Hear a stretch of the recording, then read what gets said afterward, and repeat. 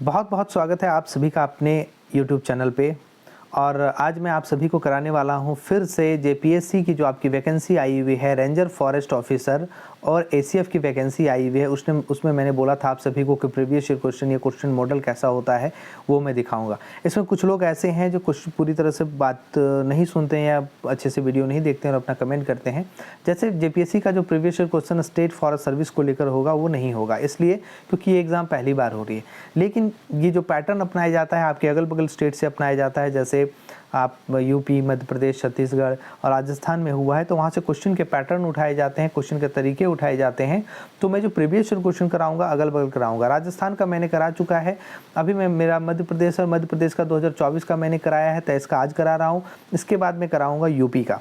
तो आप इस सेशन से जुड़े रहें। अगर लाइक और सब्सक्राइब नहीं किए तो लाइक और सब्सक्राइब कर लें, ताकि इसी तरह के चटपटे और ऑथेंटिक चीज़ें आप इस चैनल पर देखते रहें। चलिए आगे बढ़ते हैं। यहाँ मैं 100 क्वेश्चन आपको कराऊंगा और 100 क्वेश्चन में आपके जो इम्पोर्टेंट हैं जैसे वही कराया जाएगा, और जो क्वेश्चन वहाँ से रिलेटेड है स्टेट से वो क्वेश्चन को मैं एलिमिनेट कर दूंगा। क्लियर। यहाँ पर आप सब देख रहे हैं, पहला क्वेश्चन है निम्नलिखित में से कौन सा कृषि पद्धति का सही क्रम है। कृषि पद्धति का सही क्रम बताना है तो यहाँ पर आप मिट्टी, बुआई, पहले बुआई होता है ये ख़त्म हो गया, मिट्टी तैयार करना, ठीक है, ये ठीक है। फिर सिंचाई करना, ये भी ठीक है। कटाई तो बुआई, ये देखिए ये भी यहाँ पर गलत हो जा रहा है। दूसरा है मिट्टी तैयार करना, बुआई करना, सिंचाई करना, कटाई करना, ये ऑप्शन सही है दूसरा नंबर। ये एलिमिनेशन का है क्वेश्चन है। कुछ क्वेश्चन ऐसे आपको मिलते हैं जो एलिमिनेशन पर देखना होता है। अब देखिए, वर्ष 2024 को अंतर्राष्ट्रीय कैमेलिड ओस्ट्रोग्रान वर्ष किसने घोषित किया था? किसने घोषित किया है? तो यूनाइटेड नेशन ने घोषित किया है। ऐसे क्वेश्चंस आपको पूछे जाएंगे, ऐसे क्वेश्चंस आपको पढ़ना होता है। नेक्स्ट क्वेश्चन आपके स्क्रीन पे है, निम्नलिखित में से कौन सा भारत का विश्व स्तर पर स्वीकृत राष्ट्रीय हॉट स्पॉट नहीं है? तो विश्व स्तर पर आपको बताना है कि कौन सा हॉट स्पॉट यहाँ पर नहीं है। आप सभी को पता है कि हिमालय हमारा है, सुंडालैंड भी है जो आप अंडमान और निकोबार के पास देखते हैं। पश्चिमी घाट भी हमारा विश्व स्तर का हॉटस्पॉट रखा गया है। नारो हिल्स के बारे में बात करूं तो नारो हिल्स को नहीं रखा गया है। नारो हिल्स हमारा क्या है? नारो हिल्स हमारा जैव विविधता विरासत स्थल है जो मध्य प्रदेश में, कहाँ पर है? मध्य प्रदेश में। अगला क्वेश्चन है आपके सामने, हिंदी और इंग्लिश मीडियम दोनों ही छात्रों के लिए बहुत ही लाभकारी होगा। मैं पहले बता दूं कि हिंदी मीडियम के स्टूडेंट यहाँ से अभी देख सकते हैं, इंग्लिश मीडियम के स्टूडेंट के लिए इंग्लिश में एक जगह लिखा हुआ है, तो दोनों शिफ्ट कराने के बाद बहुत लंबा हो जाएगा। ये पीडीएफ मैं अपने टेलीग्राम चैनल पे अवेलेबल करा दूंगा, वहाँ से आप डाउनलोड कर सकते हैं। इसके आंसर की को भी मैं यहाँ पर करेक्शन करते हुए बताऊँगा, तो आंसर की के लिए आपको थोड़ा देखना पड़ेगा। सूर्य के व्यापक अध्ययन के लिए निम्नलिखित में से कौन सा इसरो का हाल का वैज्ञानिक मिशन रहा है? इसरो का कौन सा ऐसा हाल ही में एक वैज्ञानिक मिशन रहा है जो सूर्य के व्यापक अध्ययन के लिए बोला जाता है? तो आदित्य L1 है, श्रीहरिकोटा से इसको भी लॉन्च किया गया था इसरो के द्वारा। ये इसरो के द्वारा क्या है कि डिजाइन किया गया है, ठीक है। नेक्स्ट है, निम्नलिखित में से कौन सा भारत का राष्ट्रीय पोषण कार्यक्रम नहीं है? आपको एलिमिनेट करना है। ऐसे कीवर्ड्स पे ध्यान देखिए कि कौन सा नहीं है। अब यहाँ पर आप ऑप्शन देख सकते हैं, यहाँ ऑप्शन फ्लोरोसिस की रोकथाम और नियंत्रण के लिए राष्ट्रीय कार्यक्रम, ये ऑप्शन सही है। और एक और ऑप्शन राष्ट्रीय मौखिक स्वास्थ्य कार्यक्रम, ये भी ऑप्शन आपके सही है। मतलब बी और डी दोनों ही ऑप्शन इसके लिए सही है। मतलब नहीं है तो ए और मतलब ये क्या कह रहे हैं कि इसके पोषण के कार्यक्रम कौन सा नहीं है? बी और डी इसके पोषण के कार्यक्रम में शामिल नहीं है। समझ में आया? चले आगे। नेक्स्ट क्वेश्चन क्या है, निम्नलिखित में से कौन सबसे अस्थिर पारिस्थितिक तंत्र है? अब आपको थोड़ा सा दिमाग लगाना है कि पारिस्थितिक की जो तंत्र है, इसमें इकोसिस्टम जो आपको दिखाया गया है, इसमें कौन सा सबसे ज़्यादा स्थिर है? तो सबसे ज़्यादा स्थिर कौन सा होगा? समुद्रिक पारिस्थितिकी तंत्र जो होता है वो सबसे ज़्यादा स्थिर होता है। नेक्स्ट है, निम्नलिखित में से कौन सा जैव निम्नीकरणीय बायोडिग्रेडेबल प्रदूषक नहीं है? बायोडिग्रेडेबल प्रदूषक के बारे में पूछा जा रहा है, कौन सा नहीं है? कागज तो है, भोजन एवं पादप अपशिष्ट ये भी होते हैं, कास्ट और सेलुलोज ये भी होते हैं, तो कौन सा नहीं होता है? तो कीटनाशक जो होता है आपका वो नहीं होता है। नेक्स्ट क्वेश्चन देखिए क्या है, पारिस्थितिकी से ही है, इन्वायरमेंट से क्वेश्चन ठीक ठाक होता है और ये उठाकर आपकी ज्योग्राफी में डाल दिया जाएगा। पारिस्थितिकी तंत्र में ऊर्जा का प्रवाह निम्न से उच्च पोषण जो आपको ट्रॉफिक होता है ना, आपके सिस्टम का होता है, नीचे से ऐसे जाता है, नीचे से जा रहा है, 10% लॉस करता हुआ जा रहा है, आपको ये सब दिखाना है। यहाँ पर पारिस्थितिक तंत्र स्तर निम्न से उच्च पोषण स्तर पर जाने से कम होता है। इससे निम्नलिखित द्वारा समझा जा सकता है। क्या समझा जा सकता है, क्या है ये बताइए। ये थर्मोडायनेमिक्स का द्वितीय नियम बताता है आपको, ठीक है। इसमें क्या होता है कि इसमें आपको जा रहे 10% लॉस होता हुआ ऊपर जाता है पिरामिड में। नेक्स्ट क्या है, देखिए ये एलिमिनेशन का क्वेश्चन है। ऑस्टियोक्लास्ट निम्नलिखित में से किससे संबंधित है। यहाँ पर क्वेश्चन आपको संबंधित पूछा गया है और ऑप्शन आपके देखिए हड्डी का निर्माण, बेसल, लैमिना, श्रावण है, मांसपेशियों का पुनरुत्थान है।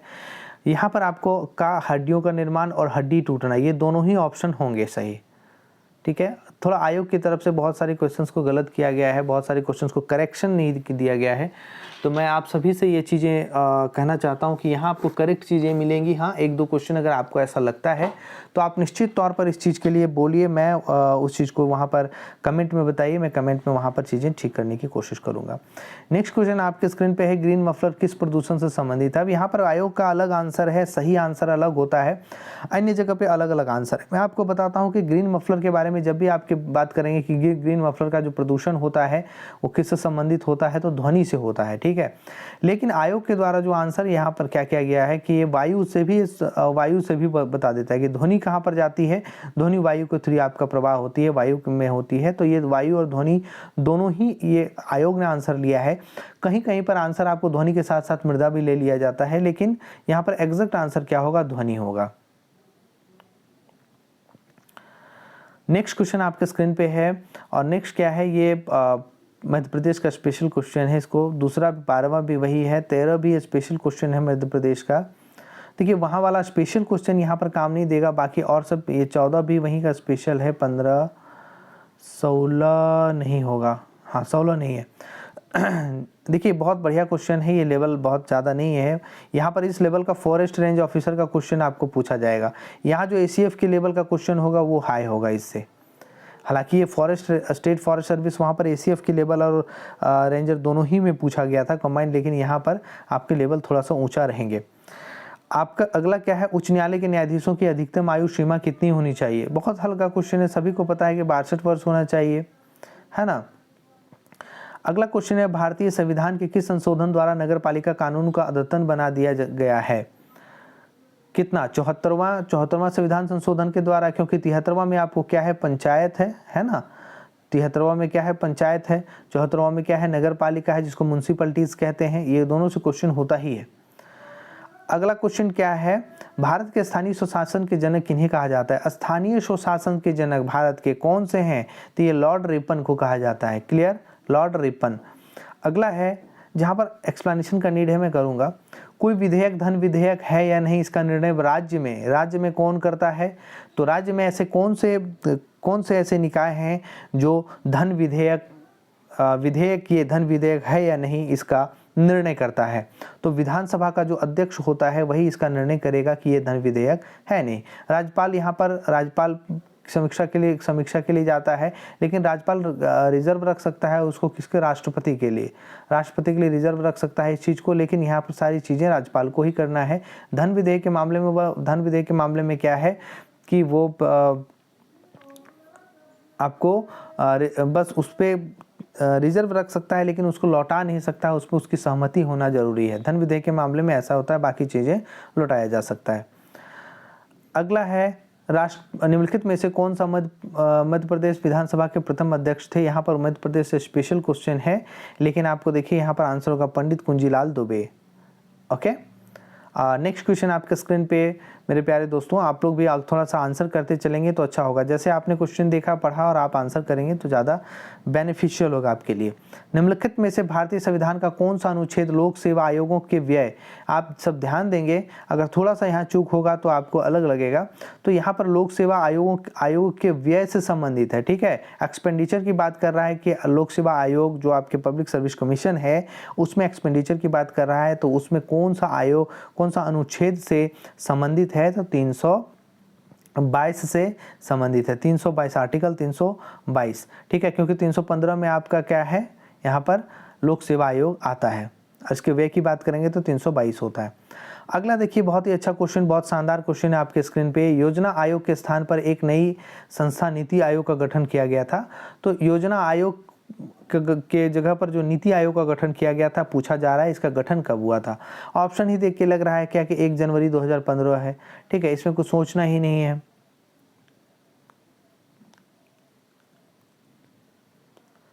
क्लियर? चलिए देखिए, यहीं पर एक क्वेश्चन घुमा दिया जाता है कभी कभी कि योजना आयोग को कब समाप्त किया गया था। योजना आयोग को कब समाप्त किया गया था, तो जब समाप्त किया गया था उसी में नीति आयोग का गठन कर दिया गया है ना। चलिए आगे क्या है, 12वें वित्त आयोग के अध्यक्ष कौन है, तो 12वें वित्त आयोग के अध्यक्ष कौन थे, यहाँ पर सवाल ऐसा किया गया है। तो बिल्कुल आपका राष्ट्रपति उपराष्ट्रपति के बारे में कभी कभी पूछा जाता है कि चौथे नंबर पे कौन थे, 5वें नंबर पे कौन थे, आयोग के अध्यक्ष के बारे में भी आपको पूछा जाएगा कि कौन थे। तो ये सब चीज़ें आपको थोड़ा सा ध्यान रखना है कि कहाँ पर कौन से थे। डॉक्टर सी रंगराजन थे, ये आपके 12वें वित्त आयोग के अध्यक्ष रहे हैं। क्लियर? 12वें वित्त आयोग के अध्यक्ष रहे हैं। अब अभी 16वां वित्त आयोग के अध्यक्ष कौन है, तो 16वां वित्त आयोग का अध्यक्ष अरविंद पनगड़िया है, जो नीति आयोग के सर्वप्रथम उपाध्यक्ष रहे थे। सबसे पहले नीति आयोग के उपाध्यक्ष कौन रहे थे, अध्यक्ष तो प्रधानमंत्री होते हैं, उपाध्यक्ष कौन थे उनके, तो अरविंद पनगड़िया थे उस समय। लेकिन अभी 16वां वित्त आयोग के अध्यक्ष कौन है, अरविंद पनगड़िया है। तो नीति आयोग के अभी उपाध्यक्ष कौन है, तो सुमन बेरी है। कौन? सुमन बेरी। क्लियर? अगला है, खाद्य संस्करण आयोग निम्नलिखित में से किस अधिनियम के अंतर्गत स्थापित एक वैधानिक निकाय है। खाद्य सुरक्षा अधिनियम 2013, ये पहला ही ऑप्शन आपका हो रहा है, खाद्य सुरक्षा अधिनियम 2013। अगला है, राष्ट्रीय महिला आयोग के कार्य निर्दिष्ट हैं। राष्ट्रीय महिला आयोग के कार्य निर्दिष्ट हैं, कहाँ पर कार्य निर्दिष्ट है राष्ट्रीय महिला आयोग के, बताएं। तो देखिए, राष्ट्रीय महिला आयोग का अधिनियम 1990 तो है, लेकिन धारा किस में है, धारा 10 में है। ऑप्शन नंबर सी होगा।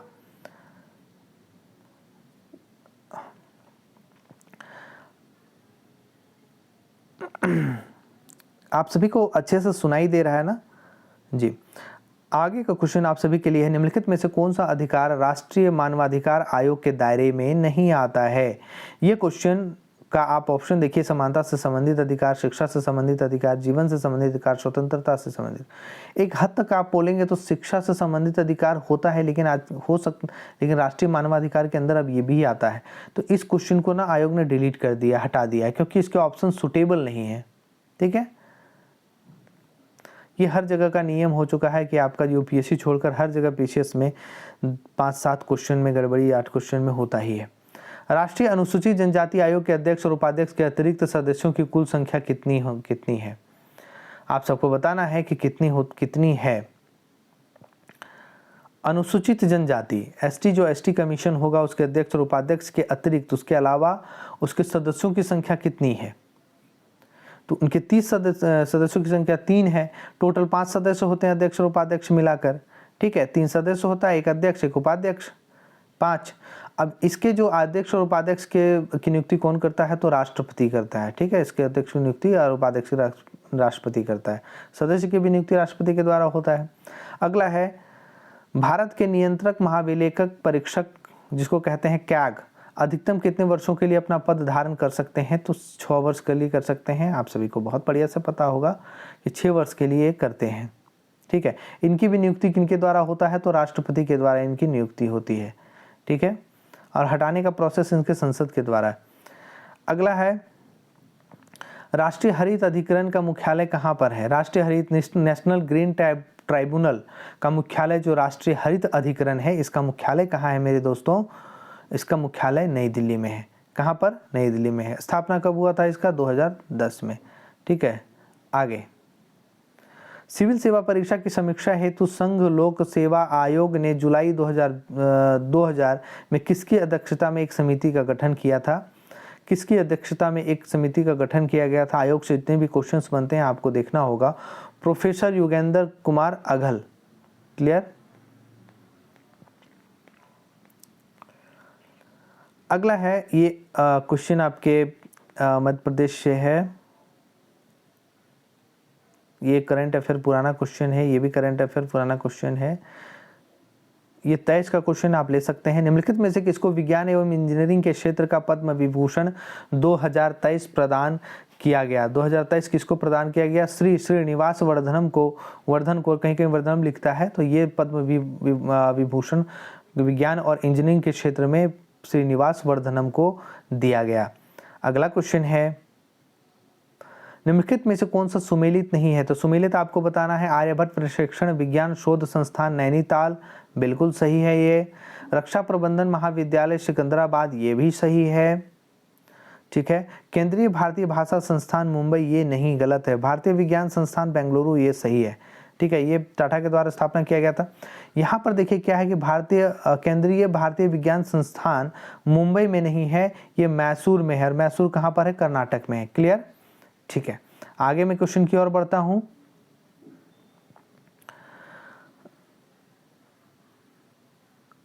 भारत ने पहला एक दिवसीय अंतर्राष्ट्रीय क्रिकेट मैच किस देश के साथ और किस वर्ष खेला था? देखिए कितना पुराना क्वेश्चन है, हालांकि ये रिसेंट 2023 में एग्जाम हुआ है, लेकिन आप देख सकते हैं कि कितना पुराना खेल कूद से क्वेश्चन पूछा जाता है। क्लियर, तो ये चीज़ है। आपका क्या है कि सबसे पहला कौन सा एक दिवसीय खेला गया था अंतर्राष्ट्रीय? इंग्लैंड के साथ खेला गया था 1974 में, है ना। अगला है 21 जून को अंतर्राष्ट्रीय योग दिवस के रूप में मनाया जाना किस वर्ष से आरंभ किया गया था? कि 21 जून को हमारा अंतर्राष्ट्रीय योग दिवस मनाया जाएगा। ये कौन से साल से शुरू हुआ है? तो 2015 से शुरू हुआ है। अगला है प्रथम भारतीय महिला सैनिक स्काई डाइवर जो होती है, ऊपर से कूदने वाला जो स्काई डाइवर, तो कौन से ऐसे भारतीय महिला सैनिक है, ये आपको बताना है। तो ये है मंजू। निम्नलिखित में से, अगला क्वेश्चन है, निम्नलिखित में से किस उद्योगपति को भारत का इस्पात पुरुष कहा जाता है? अब देखिए कितना अच्छा क्वेश्चन है। आप देखिए इसमें क्वेश्चन को कैसे घुमाया गया है। जमशेदजी ईरानी को बोला जाता है भारत का इस्पात पुरुष, है ना। सेंट्रल बैंकिंग अवार्ड 2023 में गवर्नर ऑफ द ईयर पुरस्कार किस देश के सेंट्रल बैंक के गवर्नर को प्रदान किया गया था? ये क्वेश्चन आपका 2023 का है, तो पूछा जा सकता है। आप 1-2 साल के पीछे जा सकते हैं। उतने करंट अफेयर तो आपको पढ़ने होंगे, जानने होंगे। तो यहाँ पर भारत होगा। भारत के गवर्नर को 2023 में गवर्नर ऑफ द ईयर पुरस्कार का जो सम्मान मिला हुआ है। अगला क्वेश्चन आपके स्क्रीन पे है, क्या है कि निम्नलिखित में से कौन सा ई प्रोक्योरमेंट पोर्टल नहीं है? ई प्रोक्योरमेंट पोर्टल नहीं है, तो कौन सा नहीं है? आपका ऑप्शन के हिसाब से देखना है कि कौन सा नहीं है, बताएंगे, बताइए। तो एमपी ऑनलाइन जो है वो नहीं है, ठीक है। ये एमपी का क्वेश्चन है। जो एमपी का क्वेश्चन होगा मैं उसे एलिमिनेट करने की कोशिश करूंगा, क्योंकि वो आपका नहीं पूछेगा। नेक्स्ट क्वेश्चन आपके स्क्रीन पे मेरे प्यारे दोस्तों, निम्नलिखित में से कौन सा इंटरनेट कनेक्शन एक प्रकार है, मतलब इंटरनेट कनेक्शन का एक प्रकार है जो टेलीफोन लाइनों का प्रयोग करता है? टेलीफोन लाइनों का प्रयोग करने वाला कौन सा है? वो केबल, फाइबर ऑप्टिकल का आप सभी को पता है कि फाइबर ऑप्टिकल के बारे में इंटरनेट केबल जो आपको बिछाया जाता है वो है, लेकिन केबल जो आपके टेलीफोन लाइनों का भी प्रयोग करता है वो है। अगला है ई कॉमर्स का निम्नलिखित में से क्या लाभ है? आपका ई कॉमर्स रखते हैं तो उसमें से निम्नलिखित में से क्या लाभ है ई कॉमर्स का? जो आप फ्लिपकार्ट, अमेजन, ये सब चीज़ का क्या लाभ है? 24 घंटे 7 दिन ये कार्य क्षमता करने के लिए है, ये सही है। सीमित पहुंच गलत है। खरीद के अनुभव को व्यक्तिकरण करने के लिए क्षमता गलत है। ऊंची परिचालन लागत गलत है। पहला ऑप्शन क्या है कि ये 24 घंटा आपके लिए 7 दिन ही अवेलेबल रहता है। अगला क्वेश्चन आपके स्क्रीन पे है, निम्नलिखित में से कौन सा साइबर हमले का एक प्रकार है जिसमें उपयोगकर्ता को संवेदनशील सूचना को जाहिर करने के लिए एक छल कारण शामिल है? ठीक है, तो इसको फिशिंग हमला कहते हैं। क्या कहते हैं? फिशिंग हमला। क्लियर। अगला है, साइबर सुरक्षा में एक फायरवॉल का क्या उद्देश्य है? साइबर सुरक्षा में एक फायरवॉल का क्या उद्देश्य है? तो यहाँ क्या होगा? फायरवॉल का क्या उद्देश्य होना चाहिए मेरे प्यारे दोस्तों? तो एक नेटवर्क की अनाधिकृत पहुंच को अवरुद्ध करना, ठीक है, ये होता है। Option number B. अगला है, फ्लिपकार्ट, अलीबाबा, अमेजोन किसके उदाहरण हैं? अब आपको बताना है फ्लिपकार्ट, अलीबाबा, अमेजोन जो आपका ई कॉमर्स है, ठीक है, ई कॉमर्स है, ये किसके उदाहरण हैं? C2C, B2B। तो ये आपके बी और डी और दोनों ही ऑप्शन होने वाले हैं। अगला है, देखिए मैं सेशन में आपको ना, सेशन में आगे बढ़ते हुए मैं बताऊं आपको कि बहुत सारे ऐसे मेरे मित्र हैं, बहुत सारे मेरे सब्सक्राइब व्यूअर्स हैं जो सेशन को देखते तो पूरा है लेकिन लाइक और सब्सक्राइब नहीं करते, सब्सक्राइब भी करते तो शेयर नहीं करते। आप अपनी जागरूकता दिखाइए और ज़्यादा से ज़्यादा शेयर कीजिए भाई। शेयर करने से क्या होगा कि हमें भी मोटिवेशन मिलेगा। हाल ही में इधर आप लोगों के जैसा डिमांड रहा और डिमांड के आधार पर उस तरह का प्रतिक्रिया आपकी तरफ से नहीं आई है, तो अपनी जागरूकता दिखाइए। अगला क्वेश्चन आपके स्क्रीन पे है, डैश वह प्रक्रिया जिसके द्वारा रिसीवर संदेश के स्रोत के द्वारा प्रयोग किए गए संकेतों की व्याख्या करता है। क्वेश्चन कंप्यूटर से है लेकिन आपको क्या है कि यहाँ देखना है कि इस तरह के क्वेश्चन भी अगर कहीं आपके पूछे गए, हालांकि कंप्यूटर से क्वेश्चंस तो 2-4 या 1-2 हो सकते हैं, लेकिन यहाँ पर किस में पूछा जाएगा वहाँ सेक्शन, वहाँ कंप्यूटर वगैरह का कुछ लिखा हुआ नहीं है हमारे जेपीएससी के, फॉरेस्ट रेंजर और एसीएफ के सिलेबस में। लेकिन क्वेश्चंस आपको कहीं भी साइंस वगैरह में घुसा दिया जाएगा तो दिक्कत होगा, ठीक है। तो ये भी संकेतन होगा, क्लियर। निम्नलिखित में से कौन सा वेब ब्राउज़र नहीं है? वेब ब्राउज़र नहीं है आपको बताना है internet explorer, Mozilla Firefox, Google Chrome, Yahoo. Web browser कौन सा इसमें नहीं है आप सभी को बताना है। तो याहू बोलता है कि वेब ब्राउज़र नहीं है याहू। ये क्वेश्चन गलत हो जाएगा यहाँ पे। इंटरनेट एक्सप्लोरर से भी आप सब कर सकते हैं, याहू से भी आप सब कुछ ढूंढ सकते हैं, गूगल क्रोम से भी, मोजिला फायरफॉक्स से भी किया जाता है। तो यहाँ सभी तो आप वेब ब्राउज कर सकते हैं, याहू में से भी कर सकते हैं। तो ये क्वेश्चन आपको डाउटफुल है, ये क्वेश्चन छोड़ दीजिए। चैट जीपीटी की बात करें कि चैट जीपीटी का विकास किसके द्वारा किया गया है? चैट जीपीटी जो आजकल आप इसके माध्यम से अपना नोट्स बना सकते हैं, अपनी तैयारी बेहतर कर सकते हैं, इसका बहुत गलत इस्तेमाल भी हो रहा है। तो ये इसका जो किसके द्वारा विकसित किया गया है? ओपन एआई के द्वारा। ओपन एआई के द्वारा इसका विकास किया गया है, ठीक है। इसी में चैट जीपीटी के बारे में अक्सर क्वेश्चन पूछा जाता है कि जेमिनी के बारे में कौन किया है? तो ये गूगल करता है, क्लियर। अगला है, दूसरी पीढ़ी के कंप्यूटरों में कौन से इलेक्ट्रॉनिक उपकरण का प्रयोग किया गया था? दूसरी पीढ़ी के कंप्यूटरों में कौन सा इलेक्ट्रॉनिक उपकरण का प्रयोग किया गया था? तो ट्रांजिस्टर का प्रयोग किया गया था। चलिए मैं इसके क्वेश्चन को थोड़ा जल्दी प्रोसेस के थ्रू जल्दी आगे बढ़ाता हूँ। यहाँ देखिए अगला क्वेश्चन है, क्या है कि टाटी पाका तेल रिफाइनरी कहाँ स्थित है? टाटी पाका तेल रिफाइनरी कहाँ स्थित है? कहाँ स्थित है? तो ये आंध्र प्रदेश में स्थित है। जितने भी तेल रिफाइनरीज हैं, जितने भी आपके स्टेशन हैं, वो सभी को आपको देखना होगा, पढ़ना होगा। निम्नलिखित में से सागरों में से कौन सा गाजा स्ट्रिप के पास स्थित है? गाजा ट्रिप आजकल चल रहा है, गाजा पट्टी, उसे लगे मिस्र, ये सब चीज़ें आपको वहाँ पर देखने को मिलती है। तो ये सब जो आपके हॉट न्यूज़ में रहता है, मतलब करंट अफेयर का जो बहुत ताज़ा चल रहा है, उसके अगल बगल का, उस देश के अगल बगल का आपको चीज़ें पढ़ लेनी है, कौन कौन से देश के साथ लगना है वो पढ़ लेनी है, वो इम्पोर्टेंट हो जाता है। तो गाजा स्ट्रिप के पास स्थित है, कौन सा है बताइए? भूमध्य सागर, ठीक है, भूमध्य सागर ही गाजा स्ट्रिप के पास स्थित है। निम्नलिखित में से सही मिलान करना है आप सभी को कि सही कौन सा होगा, क्लियर। सही कौन सा होगा ये मिलान करना है। चलिए मिलाते हैं हम लोग। वेलाडिला स्थान और उसके राज्य के बारे में बताना होगा। आप देखिए सबसे पहले अगर क्वेश्चन आप देखना शुरू करेंगे तो जो आपको इजी लगेगा पहले उसको क्लियर कर लीजिएगा।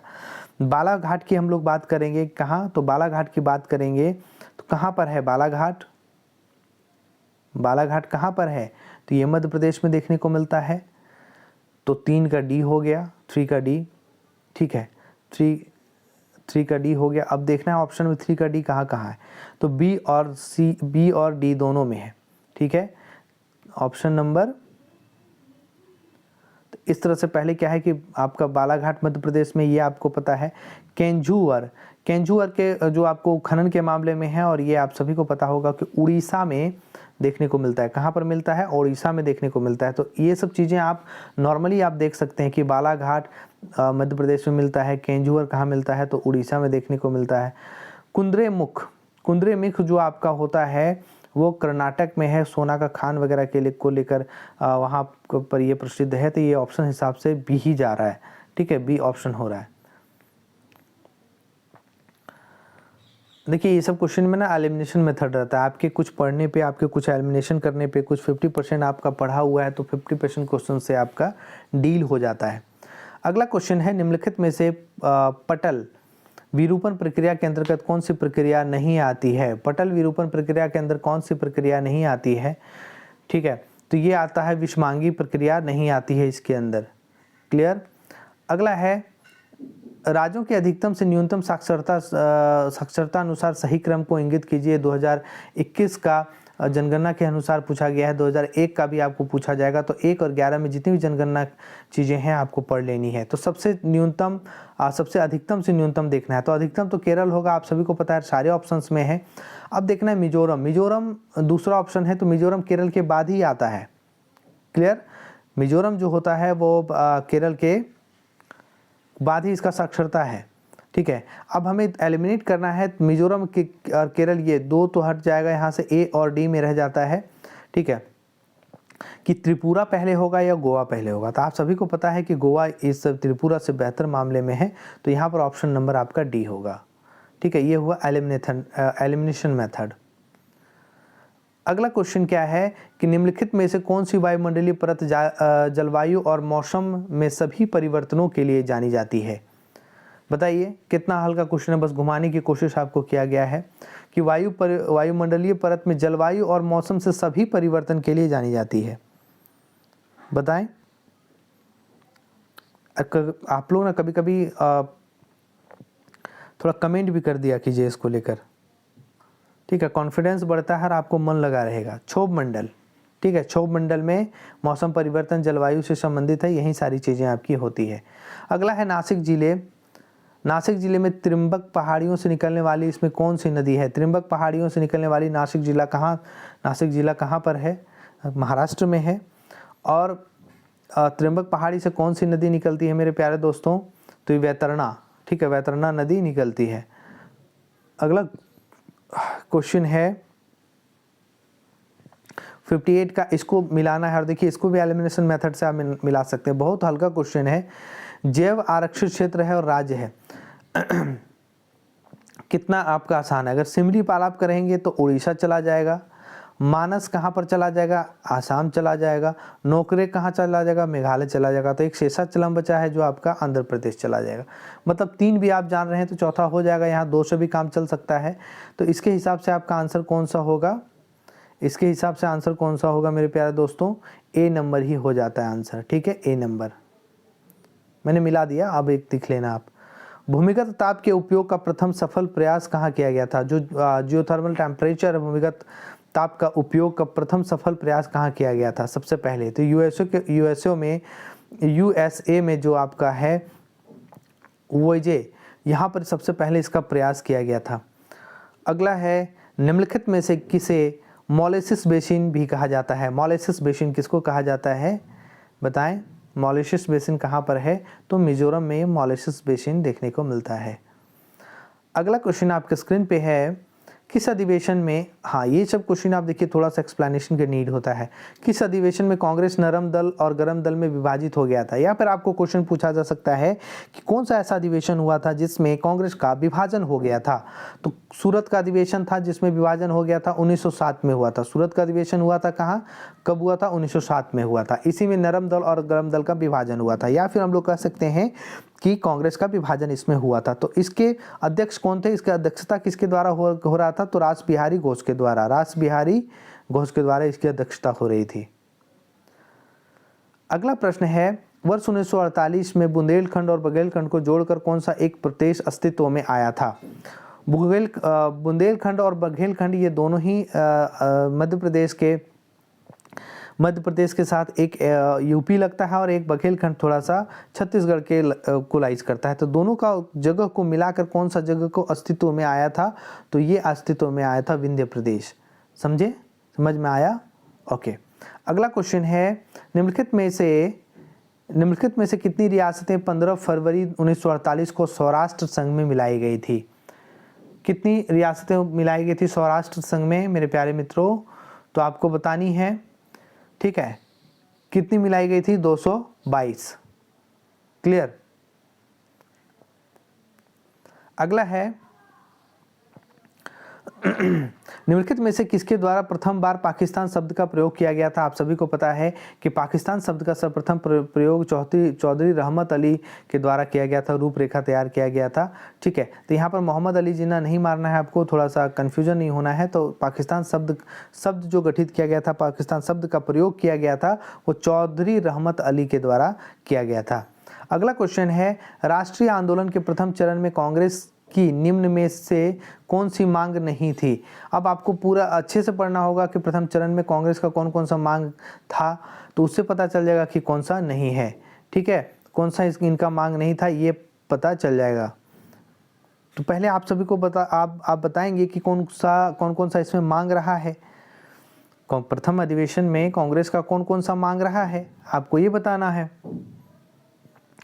तो लेजिस्लेटिव काउंसिल के सदस्यों की संख्या में वृद्धि ये मांग था। काउंसिलों में जनप्रतिनिधियों की संख्या में वृद्धि ये भी मांग रहा है। कार्यपालिका और न्यायपालिका के पृथकीकरण ये भी मांग रहा है।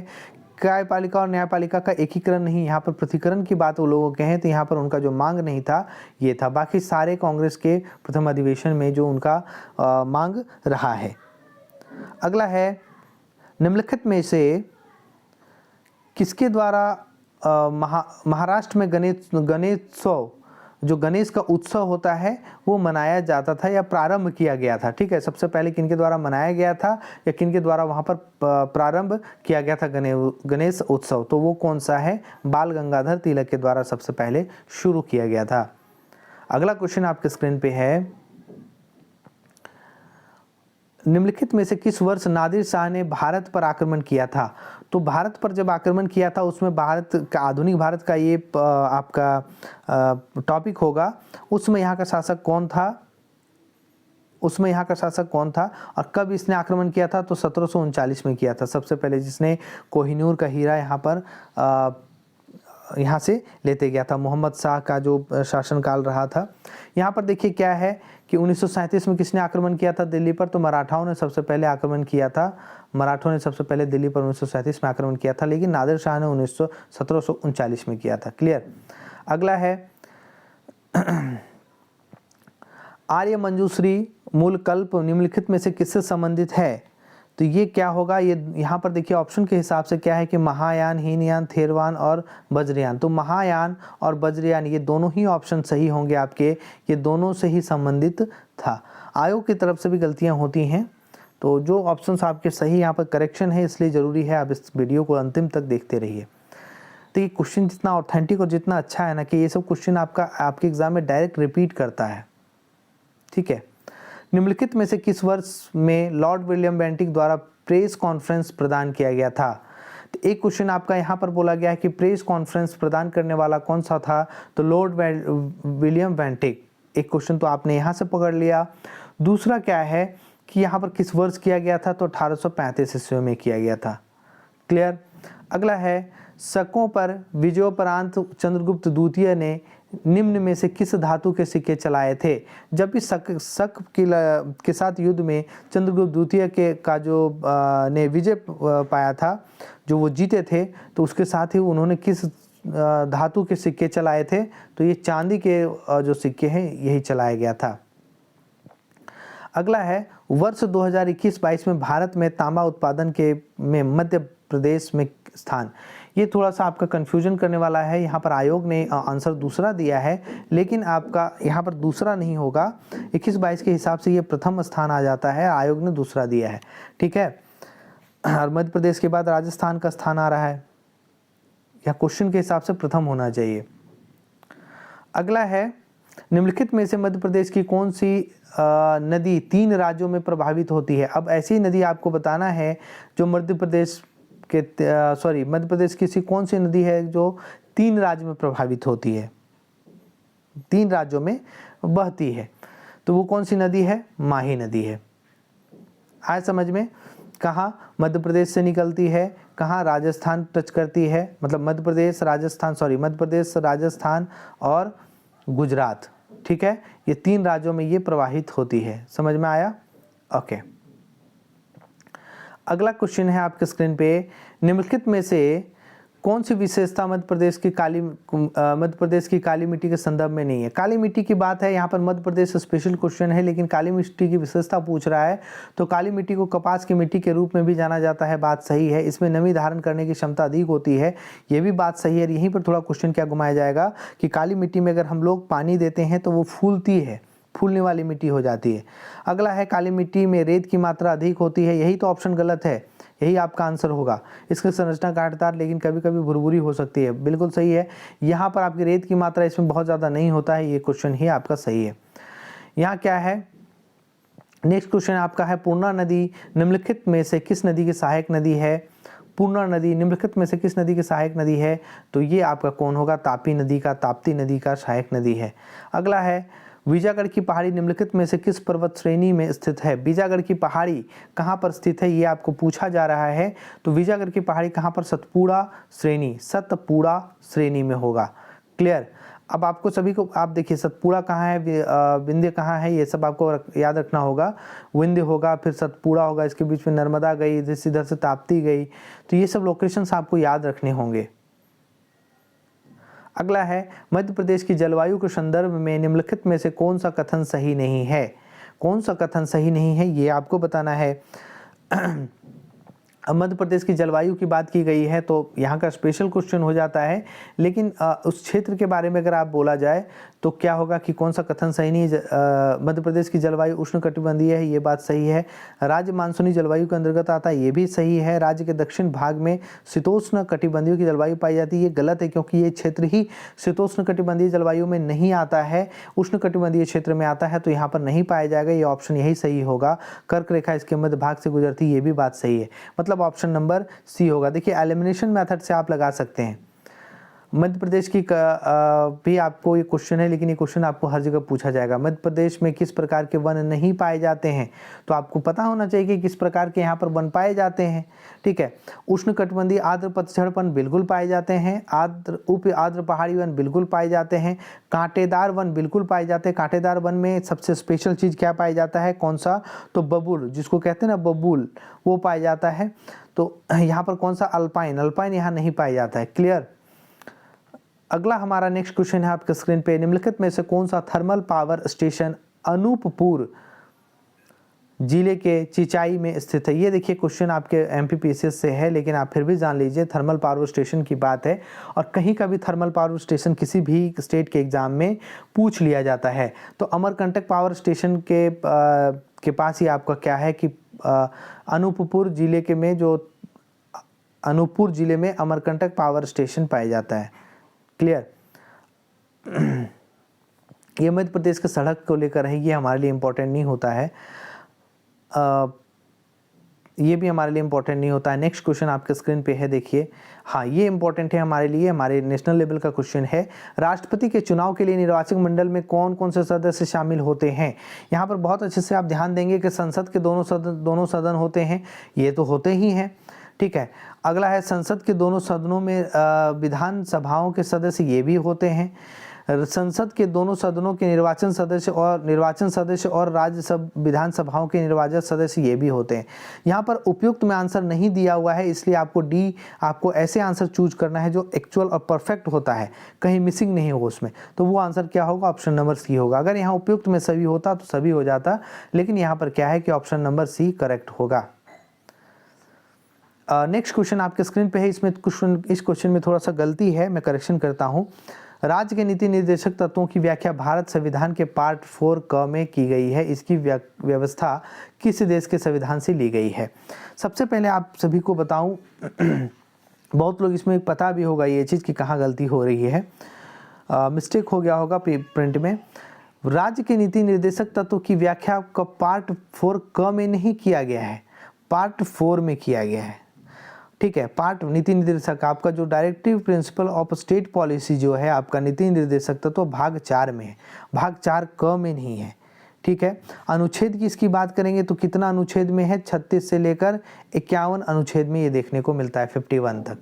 अब यहाँ पर जब पार्ट 4 क लिखा गया है तो ये कौन सा है, तो मौलिक कर्तव्य जो आपके हैं, मौलिक कर्तव्य है ना, मौलिक कर्तव्य फंडामेंटल ड्यूटीज जिसमें 11 हैं, तो उसमें आपका पार्ट 4 के क जो ए है उसको मौलिक कर्तव्य में रखा गया है। इसी मौलिक कर्तव्य का जो अनुच्छेद की बात करेंगे तो 51 क ये रखा गया है। तो यहाँ पर क्वेश्चन में थोड़ा सा गड़बड़ी है, क्वेश्चन में थोड़ा सा करेक्शन आप कर लेंगे, ये पार्ट 4 होगा, पार्ट 4 का कहेंगे तो हम लोग मौलिक कर्तव्य हो जाएगा। तो ये मौलिक राज्य के नीति निर्देशक तत्व कहाँ से लिया गया है, तो आयरलैंड से लिया गया है, ठीक है। सबके अलग अलग हैं, यहाँ पर अगर एक्सप्लेनेशन किया जाए तो बहुत ज़्यादा लंबा हो जाएगा। संसद का निर्माण निम्नलिखित में से किसके द्वारा होता है, देखिए संसद का निर्माण निम्नलिखित में से किसके द्वारा होता है। ऑप्शन से यहाँ पर आपको लगभग सही मिलेंगे, ठीक है, लेकिन आपको ऑप्शन बेस्ट चूज करना है किसके द्वारा होता है, मिसिंग नहीं होना चाहिए। तो लोकसभा, राज्यसभा और राष्ट्रपति, ये तीनों के द्वारा ही आपके संसद का निर्माण होता है, क्योंकि लोकसभा राज्यसभा तो चाहिए, उस हिसाब से पहला ही ऑप्शन सही हो जाता है, दूसरा भी ऑप्शन सही है, चौथा भी है, लेकिन क्या है कि यहाँ पर लोकसभा, राज्यसभा, राष्ट्रपति जो पहला 17वां वचन होता है, पहला जो होता है वो आहूत करता है, बताता है, सबकी जिम्मेवारियां बताते हैं राष्ट्रपति। तो ये तीनों ही मिलकर क्या होता है, संसद का निर्माण किया जाता है। अगला क्वेश्चन है, नाबार्ड की स्थापना कब की गई थी। नाबार्ड की स्थापना 12 जुलाई 1982 को की गई थी। इसके हेडक्वार्टर के बारे में भी कभी कभी पूछा जाता है कि इसका हेडक्वार्टर कहाँ है, तो नाबार्ड का हेडक्वार्टर मुंबई है, बम्बई। कहाँ पर होगा, मुंबई। क्लियर। अगला है भारत लघु उद्योग बैंक, जिसको सिडबी कहते हैं, सिडबी की स्थापना कब हुई थी, सिडबी की स्थापना कब हुई थी, अप्रैल 1990 में सिडबी की स्थापना हुई थी। इसके कभी कभी हेडक्वार्टर के बारे में पूछा जाता है, तो इसका हेडक्वार्टर कहाँ है, लखनऊ में। याद रखना है नाबार्ड का जो मुख्यालय है वो कहाँ है, मुंबई में, और सिडबी का जो मुख्यालय है, सिडबी का मुख्यालय कहाँ पर होगा, लखनऊ में होगा, ठीक है। कब इसकी स्थापना हुई, अप्रैल 1990 में हुई थी। जितने भी बॉम्बे स्टॉक एक्सचेंज या जितने भी तरह के शेयर मार्केट हैं, अब आपको सिडबी के अंदर ही इनको कर दिया गया है, ठीक है। अगला क्वेश्चन है, 1980 में भारत में कितने बैंकों का राष्ट्रीयकरण किया गया था। आपको जितने भी राष्ट्रीयकरण जिस वर्ष किया गया था, सारे राष्ट्रीयकरण के बारे में आपको रखना है याद। और यहाँ पर आपको बताना होगा कि कितने राष्ट्रीयकरण 1980 में किया गया था। 6 कमर्शियल बैंकों का आपका यहाँ पर राष्ट्रीयकरण किया गया था 1980 में, ठीक है। अगला क्वेश्चन है, शिक्षा का अधिकार किस संविधान संशोधन द्वारा मौलिक अधिकार में शामिल कर दिया गया है, तो कौन सा अधिकार है। फर्स्ट यहाँ पर देखिए, ये 42वां है संविधान संशोधन है, ये 40वां है और ये 86वां है। आप सभी को बहुत बढ़िया से पता होगा, जो पढ़ते होंगे, कि शिक्षा का अधिकार हमारा आर्टिकल 21 के क्लोज 1, आर्टिकल 21 क्लोज 1 में रखा गया है, और ये 86वां संशोधन संविधान में रखा गया है। 86वां 86 संविधान 86 क्या रखा गया है, 21 क्लोज 1 के आर्टिकल में 86वां संविधान संशोधन 2002 में रखा गया है। क्लियर। अगला क्वेश्चन है, आर्टिकल 51 का जो मौलिक अधिकार है, मौलिक अधिकार अनुच्छेद जो है 51 का के मौलिक की व्याख्या करता है। फिलहाल कितने मौलिक कर्तव्यों का उल्लेख है, मैंने पहले भी इससे पहले बताया कि 11 मौलिक अधिकार है। यहाँ पर आपका बहुत हल्का पूछ दिया गया, लेकिन क्वेश्चन क्या पूछा जाता है कि मौलिक अधिकार 11 में जितने भी मौलिक अधिकार हैं वो आपके स्टेटमेंट वाइज क्वेश्चन पूछे जाते हैं कि कौन कौन सा इसमें मौलिक अधिकार के हो सकते हैं या कौन सा है, तो वो आपको बताना होगा। अगला क्वेश्चन है आपके स्क्रीन पे मेरे प्यारे दोस्तों, किस संविधान संशोधन के द्वारा प्रस्तावना में समाजवादी शब्द को जोड़ा गया है। पहला नहीं जोड़ा गया है, दूसरा नहीं जोड़ा गया, 42वां संविधान संशोधन और 44वां। आपको ये कंफ्यूजन करने के लिए काफ़ी, अगर आपने थोड़ा सा ध्यान नहीं दिया होगा तो यहाँ पर जितने भी समाजवादी शब्द जोड़ा गया है पर हमारे प्रस्तावना में, तो वो आपके 42वें संविधान संशोधन में जोड़ा गया है। अखंडता, राष्ट्र की एकता, ठीक है, 42वें संविधान संशोधन के तहत जोड़ा गया है। क्लियर। आगे चले हम लोग। अगला क्वेश्चन है आपके स्क्रीन पे, संविधान सभा का निर्माण किस योजना के तहत किया गया था। संविधान सभा का जो निर्माण है वो किस योजना के तहत किया गया था, तो कैबिनेट मिशन योजना के तहत ही संविधान सभा का निर्माण किया गया है, सभी को पता है। अगला क्वेश्चन है, नेक्स्ट क्वेश्चन है, देखिए क्वेश्चन का लायक लेवल बहुत अच्छा है, लेकिन आपका ये फॉरेस्ट रेंजर ऑफिसर में इस तरह का लेवल पूछा जाएगा। मुझे जहाँ तक लगता है कि इससे थोड़ा लेवल एचएफ का ज़्यादा होगा। भीमा नायक संबंध किस रियासत से है? भीमा नायक का संबंध किस रियासत से है, वहाँ का क्वेश्चन होगा, ठीक है। और ये बड़वानी से है। ये क्वेश्चन को हम लोग एलिमिनेट कर देना चाहिए, कोई बात नहीं। ये भी आपका वहीं का क्वेश्चन है कि उसमें लोक नृत्य किया जाता है, वहाँ का स्पेशल क्वेश्चन है। और 94 नंबर ये क्वेश्चन देखिए, चित्रकूट धार्मिक स्थल को किस एक अन्य नाम से भी पहचाना गया था? तो ये ब्रह्मपुरी इनका एक अन्य नाम भी रखा गया है। अगला है, मुकुल किसकी प्रसिद्ध साहित्यिक रचना है? मुकुल किसकी प्रसिद्ध साहित्यिक रचना है? कुछ ऑप्शन में आपके अलग अलग, जैसे एक सही मैंने ऑप्शन बताया तो एक और ऑप्शन उसका सही होगा, तो आप एक बार देखिएगा। अगर आप कर रहे हैं कमेंट तो उसके बारे में सर्च कीजिएगा, तब पता चलेगा, ठीक है। तो यहाँ पर कौन होगा कि मुकुल का जो बहुत फेमस इसके है कवि हैं, और वो कवित्री हैं सुभद्रा कुमारी चौहान। ये है मुकुल की प्रसिद्ध साहित्य की रचना सुभद्रा कुमारी चौहान के द्वारा ही किया गया था। अगला है, दीवार पर मिट्टी से बनाई जाने वाली नोह डोरा अलंकरण किस जनजाति की विशेषता है? तो ये गोंड जनजाति की विशेषता है। अगला है, ऐतिहासिक मंतेगेश्वर मंदिर कहाँ पर स्थित है? तो ये खजुराहो में स्थित है, जो मध्य प्रदेश में है। ये सब स्पेशल क्वेश्चन है वहाँ का। चलिए खत्म होने पे है सेशन।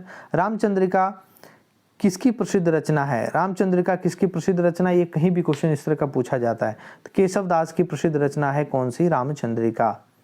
अगला है, बालकृष्ण शर्मा नवीन ने 2 काव्य प्राणपर्ण तथा आत्मोत्सर्ग किस पर लिखे हैं? बताइए किस पर लिखा गया है? तो ये किस पर लिखा गया है? गणेश कुमार विद्यार्थी पर लिखा गया है।